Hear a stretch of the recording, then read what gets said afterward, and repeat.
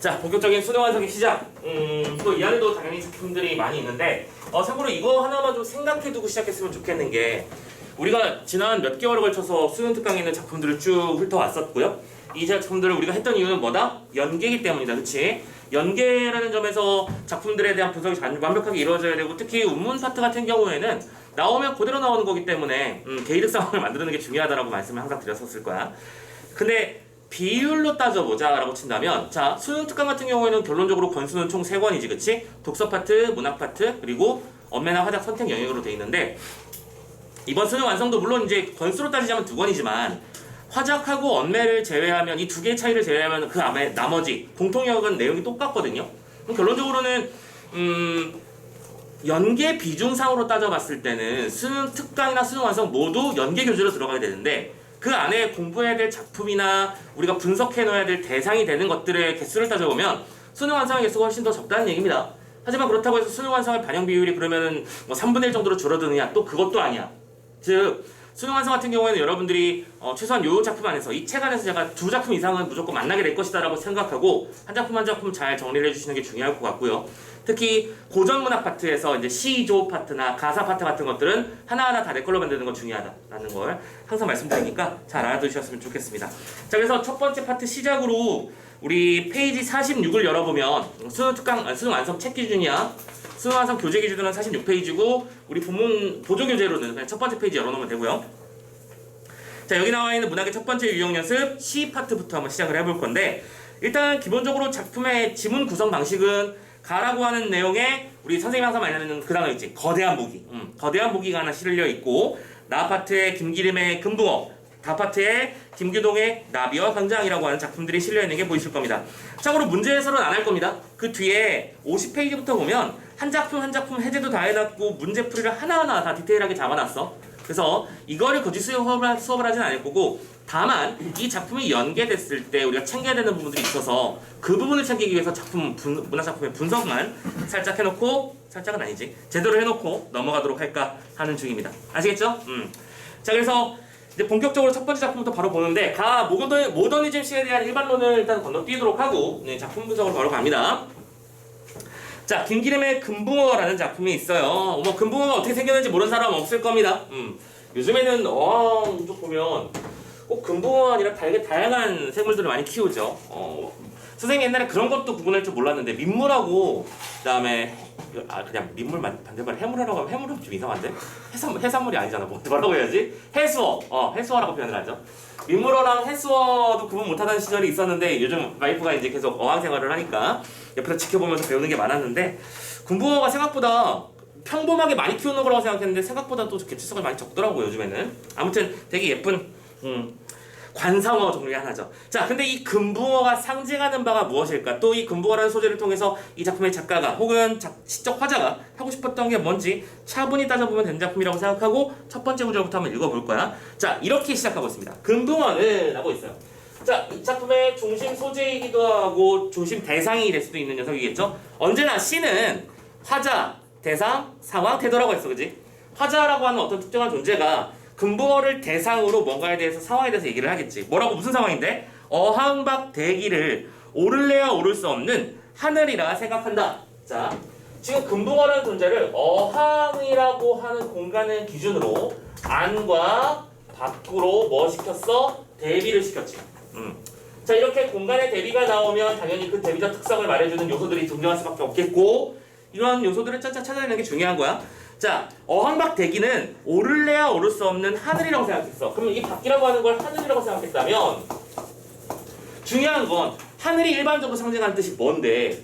이상향, 그치? 뭔가 안식할 수 있는 그런 장소, 긍정적인 장소라고 생각하기 쉬운데 그 앞에 어떤 수식어를 붙여놨냐면 오를래야 오를 수 없는 이라고 표현을 했지. 즉 도달할 수 없는 이상향이라는 의미가 만들어진 거야. 그치? 도달할 수 없는 이상향이라고 생각하는 거야. 상식적으로 금붕어는 물 밖으로 나오면 죽습니다. 그죠? 자, 아무튼 이렇게 생각하고 있고요. 그러면 참고로 이건 어항의 안쪽이라고 하는 대비 공간이 만들어진 거고요. 어서 오십시오. 그리고 이때 앞에 있는 자료 보수를 들고 가야 돼. 이 어항의 안이라고 하는 건 이상이 아니라 현실을 말하는 것이로구나 라고 우리는 뭐 해낼 수 있어야 돼? 추론해낼 수 있어야 돼. 유추해낼 수 있어야 돼. 그치? 공간의 대비를 설정했다는 거 판단하시고요. 계속 금붕어는 어느새 금빛 비늘을 입었다. 빨간 꽃 이파리 같은 꼬랑지를 폈다. 지금 금붕어는 금빛 비늘을 했어. 또 뭐라 했냐면은 빨간 꽃 이파리 같은 꼬랑지를 폈지. 꽃잎 같은 꼬랑지를 폈지. 자, 그런데 수식하는 말들을 보면 금빛이라는 단어라든가 꽃잎이라고 하는 것들을 통해서 대상을 비유적으로 아름답게 묘사하고 있는 건 맞습니다. 그쵸? 근데 선생님이 지금 걔네들은 어느 쪽 라인에서 나왔지? 왼쪽 라인에서 나왔어. 그치? 아니. 자, 이거는 금붕어 현재 하고 있는 모습을 묘사한 거니까 그냥 그대로 받아들일 수밖에 없고, 이때 중요한 건 2행과 3행에서 지금 문장이 원래는 쭉 이어져야 돼. 그치? 빨간 꽃 이파리 같은 꼬랑지를 폈다. 뭐 이런 식으로 문장이 이어져야 되는데 그걸 중간에 굳이 끊어놓았죠. 우리는 이런 식의 표현법을 뭐라고 부른다? 행간걸침이라고 부른다. 우리 첫 번째 작품 하고 있습니다. 행간걸침, 그리고 행간걸침을 사용하는 이유는 뭔데? 시적 대상을 부각하기 위해서라는 겁니다. 그럼 여기서 부각의 대상이 된 건 뭐냐면 꽃잎파리라고 하는 비유의 대상과 비유의 표현과 그 비유의 대상이 된 꼬랑지라는 대상을 표현하고 있는 거겠지. 즉 어항 속에 있는 금붕어는 한껏 아름다움을 자랑하고 있어요라는 얘기입니다. 그쵸? 그 얘기를 이렇게 표현한 겁니다. 자, 행간걸침 잘 체크해 주시고요. 눈이 가락지처럼 삐어져 나왔고 인젠 금붕어의 엄마도 화장한 따님을 몰라볼게너라고 말했어. 자, 이런 모든 단어를 묶는 단어가 나왔네. 화장한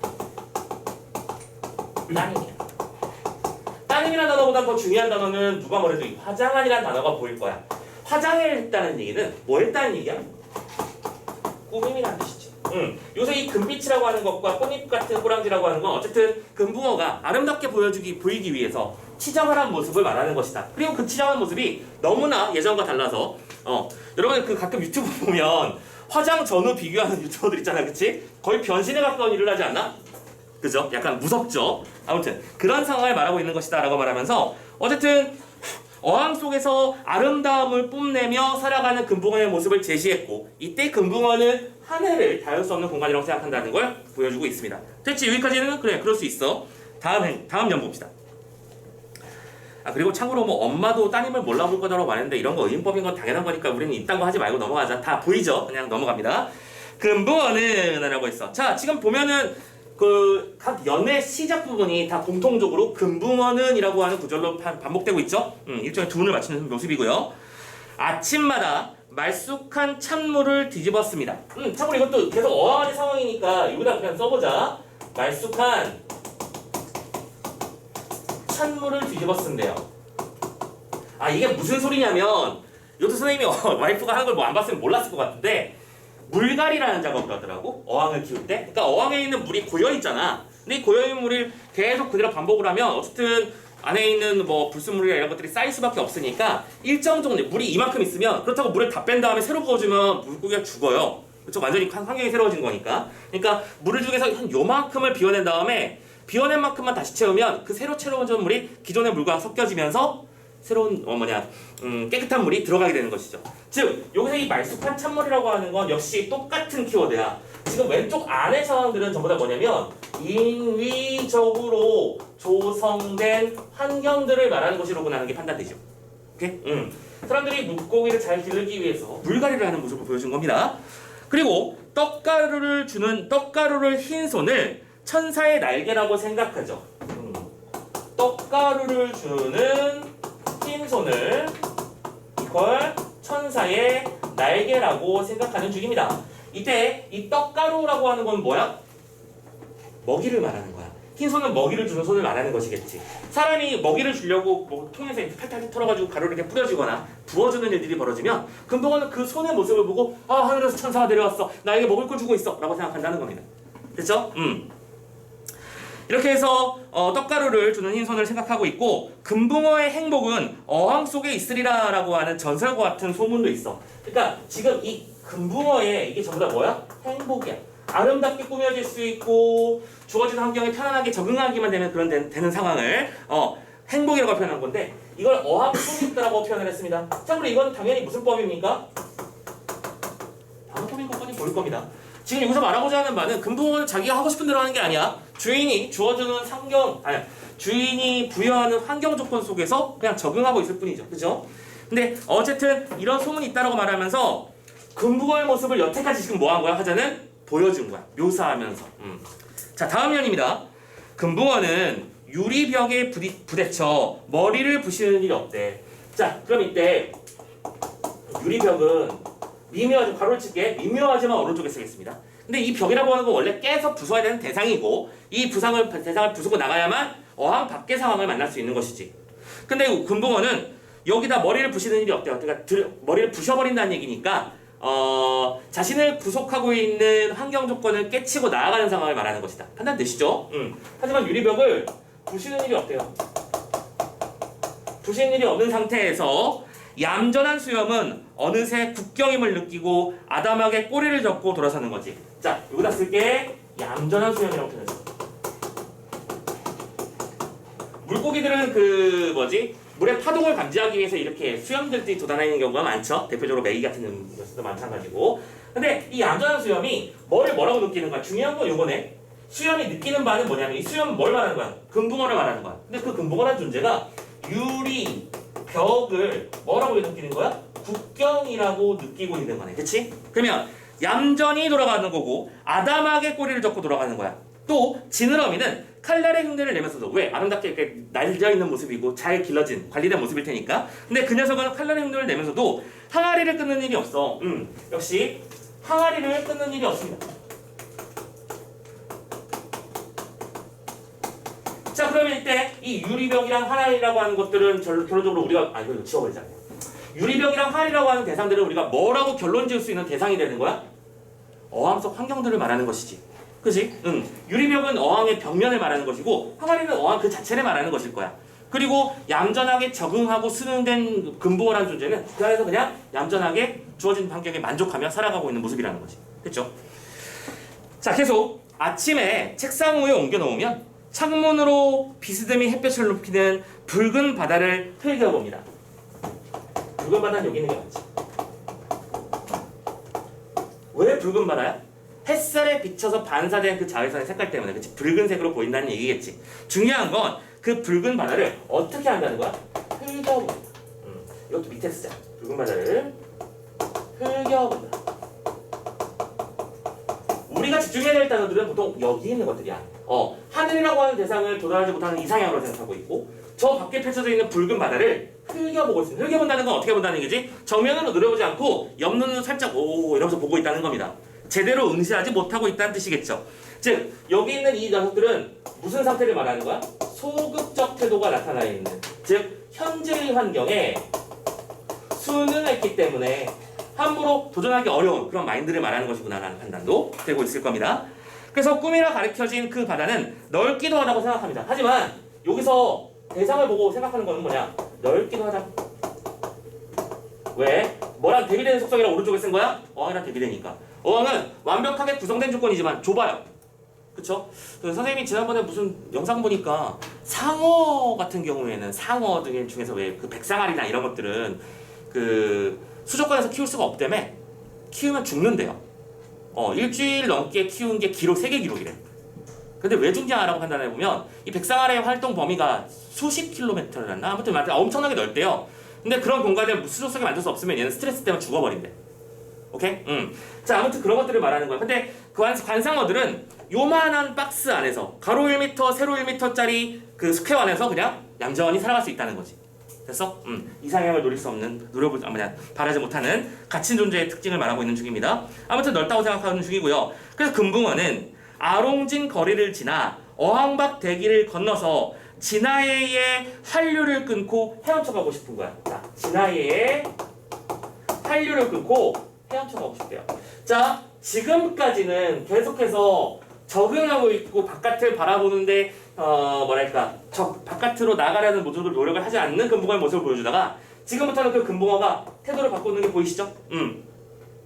진화의 한류라고 하는 건 말 그대로 넓은 바다를 얘기하는 거야. 넓은 바다. 좁은 어항 속이 아니라 넓은 바다를 헤엄치는 꿈을 꾼다라고 말하며 쓴 매개를 와락와락 삼키고 싶다고 말했고, 쓴 매개를 와락와락. 참고로 와락와락 같은 거는 우리가 음성 상징어라고 부르고, 음성 상징어는 생동감과 현장감과 사실성과 리듬감을 만든다. 이 정도는 나오지. 자, 쓴 매개를 와락와락 삼키고 싶다라고 했어. 자, 매개가 뭘까? 참고로 이거는 그대로 중요해. 매개가 뭔 뜻인지가 중요한 게 아니야. 이 매개가 뭐랑 대비되는 짝이라는 걸 느낄 수 있느냐가 중요해. 삼킨다고 했지. 뭐야? 먹는 거지.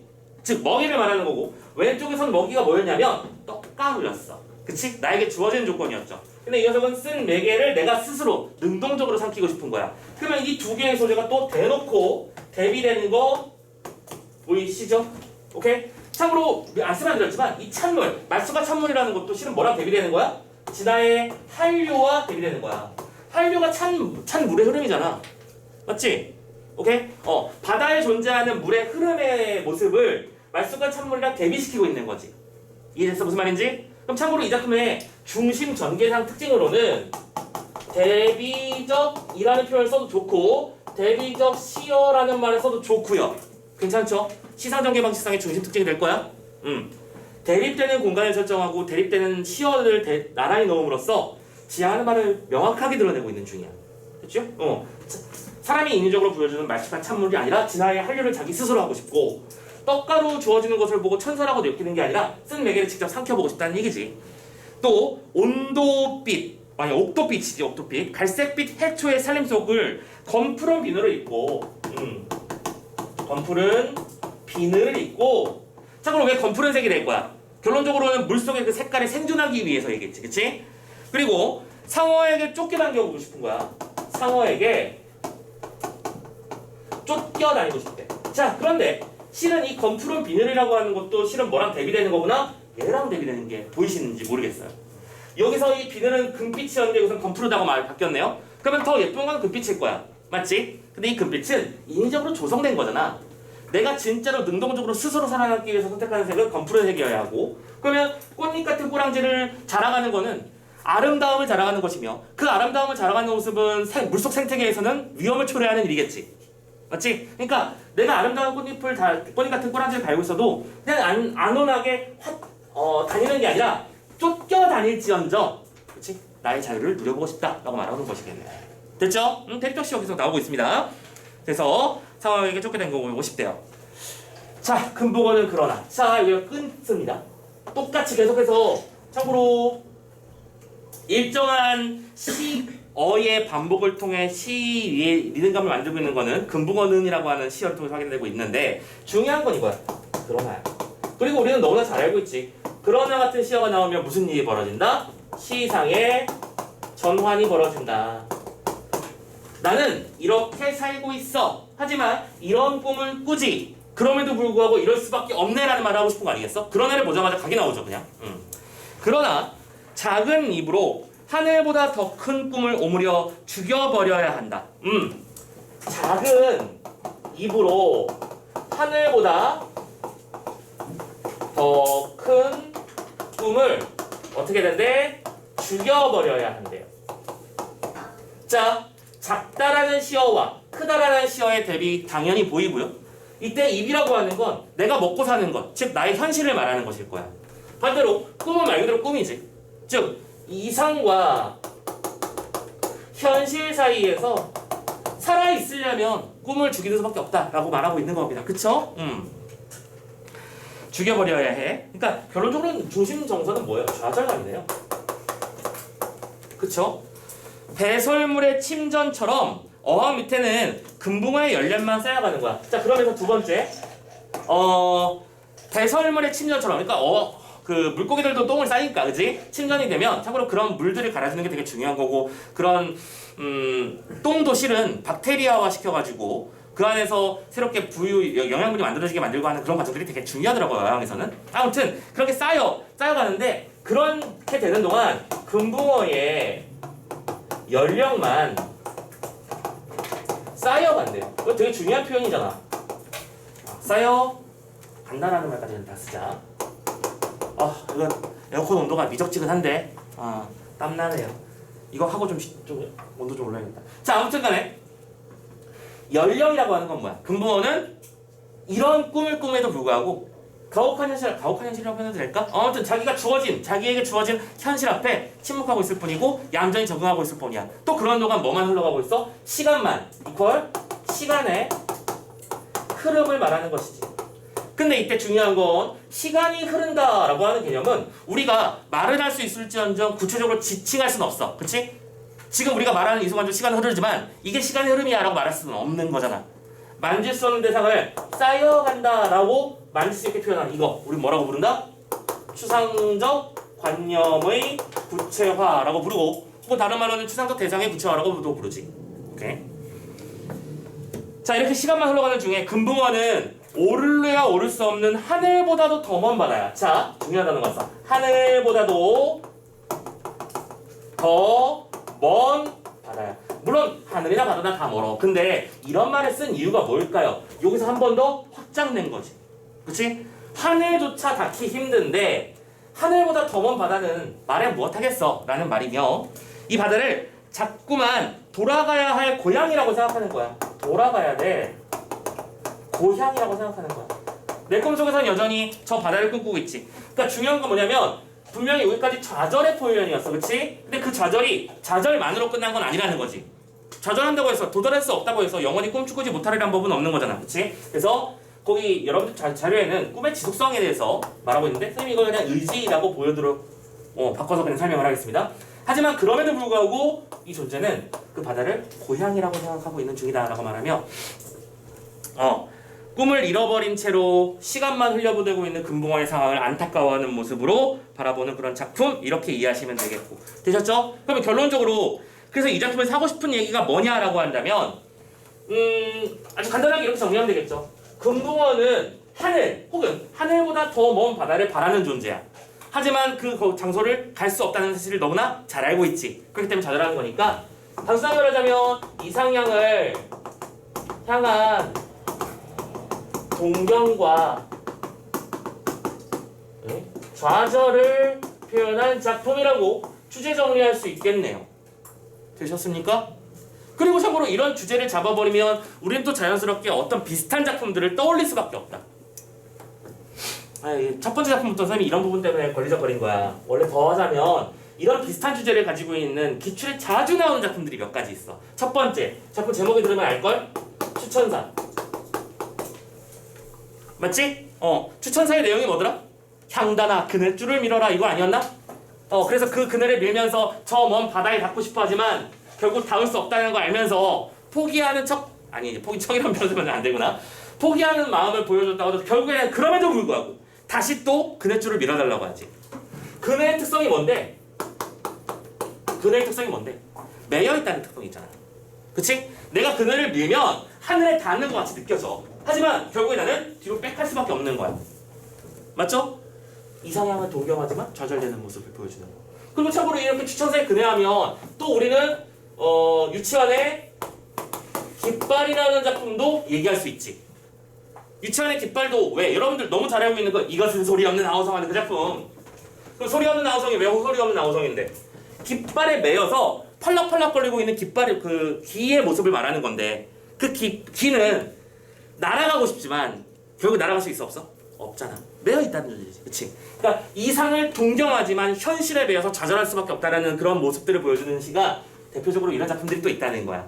그러니까 이 세 작품은 연결점으로서 좀 알아두셨으면 좋겠다라는 점만 말씀드릴게요. 오케이? 근데 이렇게 연관된 작품을 하나하나 다 건드리기 시작하면 우리가 진도를 못 나가서 선생님이 일단 여기는 생략을 해놨지만 그래도 최소한 이 정도는 알아두셨으면 좋겠다라는 말씀을 드리며, 선생님이 말씀드린 이 추천사나 깃발 전부 다 기출이지. 그치? 처음 본다, 처음 들어요 라고 말하면 기출 준비 안 됐다고 고백하는 거랑 똑같다.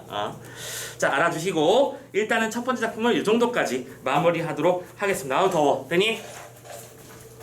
자, 그리고 선생님이 구절을 하나하나 다 풀진 않고 있는데, 실은 여러분들 선생님이 지금 보조자료를 들은 이유는 한 번만 더 설명하자. 오늘 처음에 같이 공부 처음 하는 친구도 있으니까. 보조자료를 들은 이유는 뭐다? 선생님이 말하지 못한 다른 부분들이 분명히 있어. 그치? 가장 대표적으로 이 작품 같은 경우에는 시어의 하나하나의 의미를 분석한다든가 다양한 시각적 심상의 사용이라든가 이런 것들이 또 있어요. 근데 너무 뻔히 보여서 설명을 안 했지만 여러분들 보조자료 4페이지에 오면 다 예쁘게 정리되어 있습니다. 리스트업 되어 있죠. 오케이? 그럼 여러분들이 이 작품을 오늘 집에 가서 복습하실 때 할 일들은 이런 것들을 찾아내는 일들이야. 맞나? 내 눈으로 확인하세요. 선생님은 중심축을 잡아드린 거고 핵심 사항을 전달해야 되는 겁니다. 무슨 말인지 알겠지? 집에 가서 꼭 작품 복습하라고 드리는 거니까 참고해 주셨으면 좋겠고요. 자, 그럼 다음 두 번째 작품 넘어가 봅시다. 나비와 광장으로 넘어가 보도록 하죠.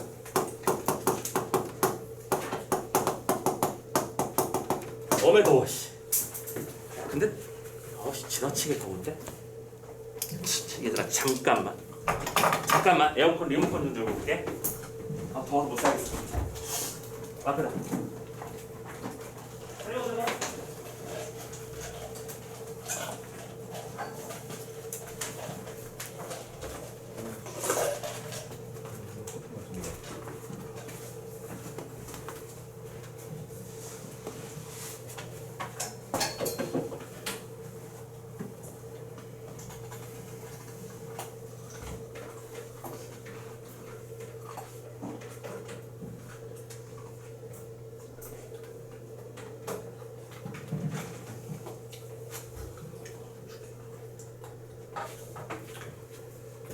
어우 땀이 그냥 졸졸 흐르네.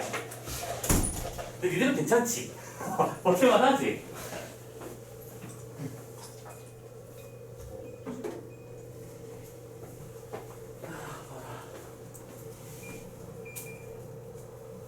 조금 나아지겠죠 저는.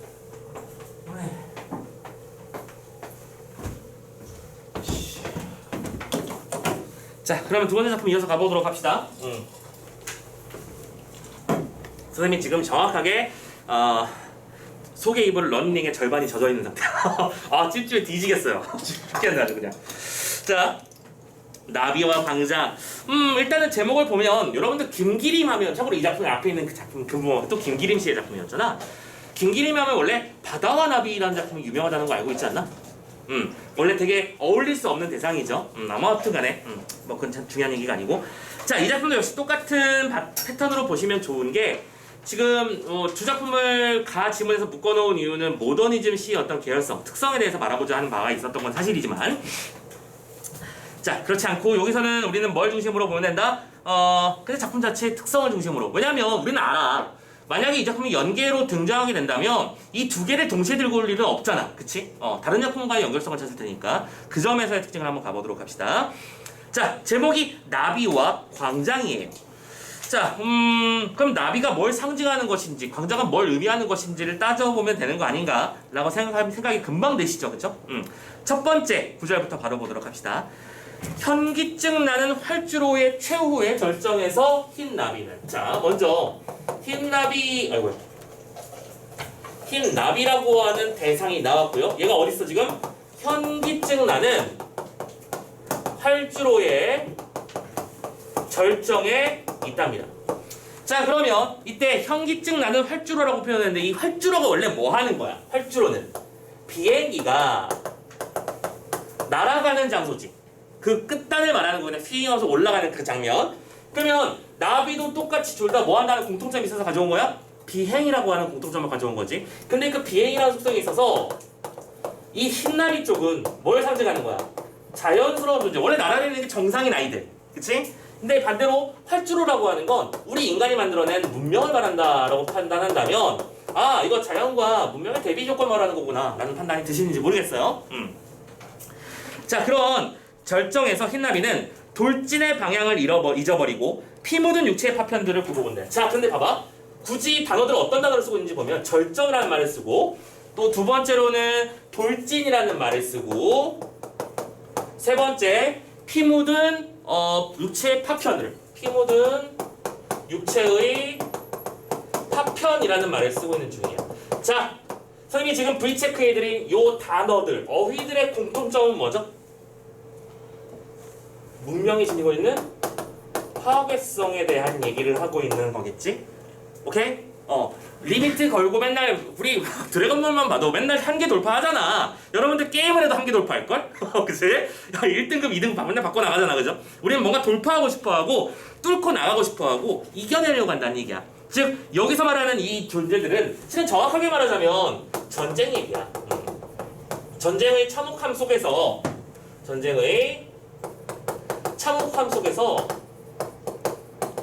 우리는 이런 상상을 할 수 있지. 시적화자는 혹은 시인은 어느 날 활주로 근처를 날아다니는 나비를 본 거겠고 그 나비를 통해서 이런 생각을 하고 있는 거지. 우리 인간들은 다른 사람 문명을 파괴하고 다른 존재를 없애기 위해서 이렇게 돌진해 나가는 비행을 하는데 나비는 자연스러운 비행을 하고 있는 중이구나. 그래서 굽어본다고 말하며 기계처럼 장렬한 심장을 죽일 한 모금 샘물도 없는 허망한 광장에서. 자, 두 번째는 장소가 나왔어. 첫 번째는 대상이 나왔고 두 번째는 장소가 나네요. 광장이에요. 근데 이것도 똑같아. 광장이라는 녀석이 어떤 대상으로 묘사됐냐면 기계처럼, 직유법, 기계처럼 장렬한 심장을 죽이는. 자, 기계처럼 장렬하는 심장이에요. 그러면 이 심장이라고 하는 것도 아마 뭐 모터라든지 그치? 엔진 장치 같은 것들을 말하는 거다라고 예상할 수 있고, 한 모금 샘물도 없는. 또 두 번째, 한 모금의 샘물조차 없느냐. 그러면 이거는 기계 같은 녀석이며 샘물이 없는 것이니까 자연이 아니고, 자연이 아닌 것이니까 이것도 문명의 파괴성을 말하는 것이구나. 그럼 결론적으로는 아까 V 체크했던 얘들이랑 또 연결되는 거구나. 그치? 보이시죠? 자, 그럼 광장에서 어린 나비의 안막을 차단하는 건 투명한 광선의 바다뿐이었기에. 자, 그런데 거기에서 어린 나비의 안막, 그러니까 눈을 덮고 있는 막 있지. 눈을 뭐랄까? 이거 안막이 뭐라고 표현해야 돼? 그 왜 사람의 눈꺼풀이랑 비슷하긴 한데 어쨌든 빛은 통과하는 그런 것들을 말하는 겁니다. 아무튼 그 안막을 차단하고 있는 거는 투명한 광선의 바다라고 표현했어. 자, 안막을 차단하는 것은 투명한 광선의 바다라고 표현했거든. 자, 그러면 이때 중요한 건 이 광장이라고 하는 건 누가 봐도 세모나잖아, 그치? 근데 이 녀석과 대비에는 바다라는 공간이 나타났다는 거. 그리고 안막을 차단한다라고 표현했는데 투명한 광선의 바다라고 표현을 했단 말이야. 그럼 이때 이 바다라고 하는 거는 뭐라고 표현해야 될까? 바다니까 선생님 아름다운 뭐 이상향일까요? 라고 말할 수 없겠지. 왜? 안막을 차단했으니까. 오케이? 두 번째, 결론적으로 밑에도 써져 있지만 투명한 눈부신, 그 투명하다는 얘기는 그만큼 환하고 새하얘졌다. 우리 뭐 별 보는 상황에서 눈앞에 허해지잖아, 그치? 까매진다고 표현하긴 하지만 아무튼 그런 것들 때문에 앞을 볼 수 없는 현실을 말하는 것도 얘기할 수 있다라는 거. 즉 지금 현재 나비는 인간의 문명이 만들어낸 참혹한 현실 속에서 좌절하고 있고 갈 길을 잃어버린 상태이고 괴로워하는 상태구나 라는 판단이 되시죠. 자, 계속합니다. 진공의 해안에서처럼 과묵한 묘지 사이사이. 과묵한 묘지. 지금 시어들의 흐름을 가만히 들여다보고 있으면 절정, 돌진, 육체의 파편, 기계처럼 샘물조차 없는 묘지 전부 다 인간들의 싸움을 말하고 있는 거야. 그치? 문명에 의한 파괴성을 말하고 있는 중이고, 정확하게는 문명이라고 표현하는 게 중요한 게 아니라 인간들이 벌이고 있는 그 싸움 자체에 포커스를 맞추고 있구나 라는 걸 생각할 수 있을 거야. 그럼 묘지 사이사이에 숨가쁜 제트기의 백선과 이동하는 계절소. 숨가쁜 제트기. 뭐 지금은 요즘에는 뭐 4세대 전투기, 전폭기 이런 표현을 쓰긴 하는데 옛날에는 왜 다 제트기라고 불렀습니다. 왜냐? 제트 엔진을 사용하니까 굉음을 내며 날아가는 전투 비행선을 말하는 것이겠죠. 아무튼 그 전투기가 백선과라고 표현하는데 이 백선은 하얀 선이야. 전투기가 쉥 하고 지나가면 그 뒤에 만들어지는 엔진으로 인한 그 하얀 구름띠를 백선이라고 부르는 거야. 오케이? 그 백선과 이동하는 계절 속에서 불길처럼 일어나는 인광의 조수에 밀려 불길처럼 일어나는 인광의 조수에 밀려서 인광의 조수. 그리고 이걸 당연히 불길처럼이라고 했었는데 직유법 이런 건 당연하니까 넘어간다고 했다. 자, 인광의 조수라고 말했어. 그럼 여기서 말하는 이 인광이라고 하는 건 뭐랄까, 왜 우리 너무 밝은 대상을 바라보고 나면 눈을 감아도 그 빛이 눈에서 어른거리잖아, 그치? 그걸 인광이라고 부르거든. 그러니까 인광의 조수에 밀렸다는 얘기는 아까 그 제트기가 불을 뿜으면 푸 하고 날아갔던 그 밝은 빛, 오케이? 그 밝은 빛 때문에 백선 보이고 있고 난 눈을 감아도 여전히 그게 보이는 상태라고 말하고 있는 거야. 결국 이 앞에 있는 과묵한 묘지 사이라고 하는 그 행부터 세 행이 모두 전부 다 뭘 말하고 있는 거야? 우리 인간이 벌이고 있다고 볼 수 있는 이 전쟁에 혹은 파괴의 참혹성을 말하는 것이고, 그렇지? 그 참혹성을 전부 다 뭐로 만들어내고 있는 거야? 시각적인 대상으로 만들어내고 있는 거지. 오케이? 그래서 우리는 이걸 보고 뭐라고 부른다? 시각적 형상화라고 부를 수 있고, 우리가 선택지에서 만나게 될 단어로는 감각적 형상화라는 말로도 이해할 수 있을 것 같아. 그렇지? 인간의 폭력성과 전쟁의 참혹함을 시각적 대상을 통해 형상화하고 있는 중이다 라는 말 쓸 수 있는 거잖아. 됐어? 자, 아무튼 그런 상황에서 밀려서 흰 나비는 말없이 원래 이즈러지는 표준은 아니지만 이즈러진 날개를 파닥거려. 이때 이 모든 것들 때문에 흰 나비는 날개가 이질러졌어. 자, 문명의 파괴성으로, 그러니까 전쟁의 참혹함으로 인해 고통받고 있는 나비의 모습을 보여주는 것이다. 어려움 없죠? 자, 계속 갑니다. 하얀 미래의 어느 지점에 아름다운 영토는 기다리고 있는 것입니다. 자, 여태까지 했던 얘기가 전부 다 뭐야? 참혹성, 파괴성, 고통스러움 이런 거였지. 근데 이거부터는 그렇다면 우리에게 미래는 어디 있는가를 말하고 싶은 것일 거고, 지금 하얀 미래였나? 미래의 어느 지점에 또 아름다운 영토가 기다리고 있을까? 아름다운 영토. 그럼 봐봐. 지금 선생님 밑에 쓰고 있는 이 단어들은 전부 다 긍정적 시어라고 볼 수 있는 거겠네, 그치? 그럼 잠조는 어디 있을까? 푸르른 활주로의 어느 지표에 푸르른 활주로야. 그럼 참고로 이 푸르른 활주로라고 하는 녀석은 아예 대놓고 뭐랑 대비되는 짝이지? 현기증 나는 활주로랑 대비되는 짝이잖아. 아까 앞에서도 너무 대놓고, 그치? 대비되는 짝이 만들어졌었고, 여기도 마찬가지 일이 벌어지고 있는 중이야. 그 어느 지표에 화려한 희망은 피고 있을까? 화려한 희망은 피어나고 있을까? 자, 그러면 이 녀석을 중심으로 지금 윗연과 아랫연이 또 대비의 조건을 만들어내고 있다, 그치? 앞에까지는 나비가 처해 있는 현재의 환경의 고통스러움, 괴로움 이런 것들을 말하고 있는 것이었다면, 지금은 뭐랄까, 희망은 과연 그렇다면 어디 있는 것일까라고 생각하며 우리 인간에게 과연 회복의 가능성이 있는 것인가를 돌아보고 있는 중이야. 이상세계를 기원하는 중이고요. 그러면서 마지막 년, 신도, 기적도 이미 승천하여버린 지 오랜 유역. 지금 현재는 신도 없는 것 같아. 또 기적도 없는 것 같아. 승천해버렸다잖아. 이제 세상에서 없어져 버린 거죠. 자, 멀리 하늘로 끝으로 넘어가는 그런 장소에서 그 어느 마지막 종점을 향하여 흰 나비는 또 한 번 스스로의 신화와 더불어 대결하여 본다. 자, 이런 상황에서 흰 나비는 신화와 대결을 해본대요. 자, 신화라고 하는 건 뭐 영어로 뭐 에픽 이런 것들을 말하는 것이겠지. 그럼 보통 신화 이런 부분에서는 보통 일반적인 인간의 힘으로 가늠할 수 없는 어떤 거대한 힘 같은 거 나오죠.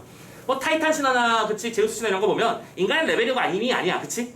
근데 거기에 대고 대결을 해보겠다라고 한다는 얘기는, 이 대결이라고 하는 건 대결의식, 가능성이 매우 적어. 가능성이 없을 것 같아 보여. 왜? 이 나비라고 하는 애가 한 점 파닥파닥 불어봤자 그 전쟁의 참혹성을 어떻게 막아. 하지만 그럼에도 불구하고 대결해보겠다고 말하는 건, 우리는 이런 태도를 보고 뭐라고 한다? 의지적 태도라고 부르잖아, 그치? 그러니까 지금 앞에서의 작품과 비슷한 점이 만들어지고 있는 중인 거야.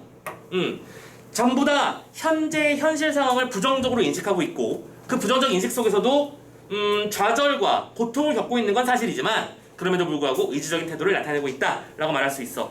그쵸? 아무리 하찮은 나비 한 마리의 날갯짓일지라도 어쨌든 대결을 해보려고 한다라고 하는 모습을 통해서, 또 이 작품도 그러면 결론적으로는 하고 싶은 얘기는 뭔데? 봐봐, 앞에서 이상향, 금붕어라는 작품이 이런 것들을 말한 거다라고 말씀을 드렸잖아. 근데 얘도 결론적으로는 이걸 이상향이라고 말하긴 좀 그렇고, 뭐랄까, 지금 이거는 말 그대로 이 현대 문명에 뭐를 말하고 싶은 거야? 폭력성. 그리고 그 폭력성 때문에 나비는 뭘 했지? 나비로 대표되는 존재는 좌절했지. 근데 우리는 저절로 끝내면 안 된다는 거야. 좌절, 하지만 좌절하고 끝냈나? 아니지. 이 좌절 속에서도 신화와 대결해보자, 보고자 한다라고 하는 그 한 줄 집어넣었어. 그치? 대결, 의지. 이렇게 마무리 지으면 이제 하면 또 주제가 잡히는 거네요. 즉, 좌절의 코드와 의지의 코드. 맞지? 동경의 코드와 좌절의 코드. 된다? 이런 것들이 짝을 이루고 있는 세트 작품이라는 걸 이해할 수 있을 것 같아. 됐죠? 냉혹한 현실 앞에서의 좌절. 그런 것들을 말하는 작품. 참고로 그래서 여러분들 아까 자연스럽게 말씀드렸지만, 이 나비와 광장이지. 나비와 광장이랑 또 치부되는 작품이 그럴 수밖에 없는 거야. 바다와 나비가 나오는 거야. 참고로 그 작품에서도, 이것도 이제 기출이니까 긴 설명 안 합니다. 그때 그 작품에서 말하는 이 바다라는 공간도 이상향이었지만, 그 이상향을 스스로 오인해서, 그치, 청무밭인 줄 알고 들어갔던 나비.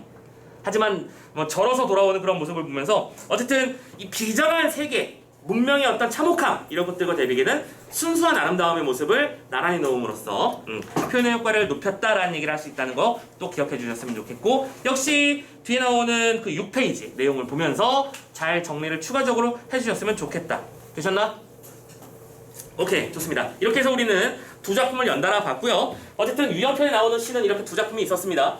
공교롭게 유사한 주제들을 가지고도 있었고, 또 기본적으로 이 시어의 의미들의 이 관계가 좀 뚜렷하게 드러나는 편이라 한 번만 해두면 금방 쉽게 정리가 될 수 있지 않을까라고 예상하면서 첫 번째 시 파트는 마무리 짓도록 할게요. 오케이? 자, 그럼 좀만 쉬었다가 뒤쪽에 나오는 김윤정의 본봉. 아, 또 이 작품도 할 말이 많죠. 자, 잠깐 쉬었다가 뒤에서 현대소설로 넘어가 보도록 합시다.